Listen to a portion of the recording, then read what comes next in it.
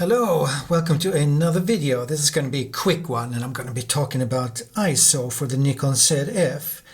So I actually had a friend who bought this camera the other day and he was struggling immensely to wrap his head around that ISO thing.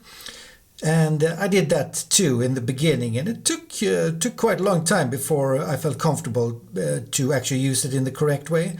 So I'm going to show you how I'm using it. Now, there might be other ways to do this in an even better way, but I found something that I feel comfortable with using it for different scenarios, and I'm really happy with it. I see no issues with the ISO there at all. I think the only problem is that Nikon should have told us how they intended to use it. It's a little bit, they were maybe a little bit too clever for most of us, and it's a bit hidden how to do it correctly or in a good way. But here we go, I'm going to show you now.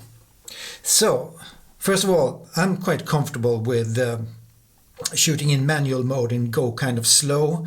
I found a way that makes that work for me. So I'm not at all bothered by just using this knob here to dial in my ISO the hard way. Just setting it to 800, 200 or whatever. And that's when it works good. You can have it manual mode, aperture priority, shutter mode. It all works really fine. And but for those times when you need a little bit more speed, you don't have the time to adjust everything the way you want. I find it to be quite good to set it in, for instance, program mode, and then just let the ISO be free as well. If you are not going to use it in manual mode and you want some auto ISO, there are a few things you need to do. So first of all, the biggest mistake that Nikon did with this camera is that they didn't make it easy to get in and out of auto ISO mode. I really think they should have had a knob here where you could flick a switch, go in and out of auto ISO. Now we got to do it manually ourselves. So what I did is I tied it to my video rec button right up here. So I'm using this for video rec. In order to make this work, you have to set it to C. That's what that's for. So now you have the possibility to push this down and then tie it together with the front wheel. And then you can use this as a switch back and forth. Auto on, auto ISO off. And that works really good. I haven't looked back since I did that. So I use that all the time. Now what you got to do is you got to dive into your menu.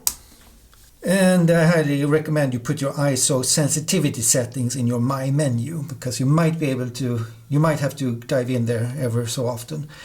But I'm in the ISO sensitivity settings now, and that's where you would normally turn the auto ISO on or off. So if you don't tie it to a button, you have to go into this menu every time and turn it on and off to switch between manual and auto. So that can be a lot of work actually. But once it's on, you have the possibilities to set it to a maximum sensitivity, and you can set the minimum shutter speed. So let's say you set it to something like 6400, which this camera really can handle very well. It's not a problem to go that high, and you can set the shutter speed to 1/15th, which the stabilization of this camera also handles very, very nicely. So by that instance, you're already good to go for most scenarios. There is one way to get it even more nicely, and this is where the engineers at Nikon have really been thinking about it. So let's say instead of just setting these limits, you go into your auto ISO sensitivity settings. And now you set your maximum sensitivity to something really low. Let's say you set it to 200. Okay, because 200 is the lowest it can go. So that means it's going to be auto between 100 and 200, and it's never going to go above that unless you flip this switch. Now this one turns into a override switch. So if you set it to 400, it's not going to be 200 anymore. Now it turns into a 400 switch, 800, 1600. So it works just the way I thought it would work, but I didn't get to work in the beginning. It took some time, and then all of a sudden, now it works. I don't know what happened, but there we are. So yeah, well, that's how I use it, and I find once I did this, I haven't complained, and I haven't looked back ever since, and I'm super happy with the whole setup. So thanks for watching, and please like and subscribe, and hope to see you in the next video.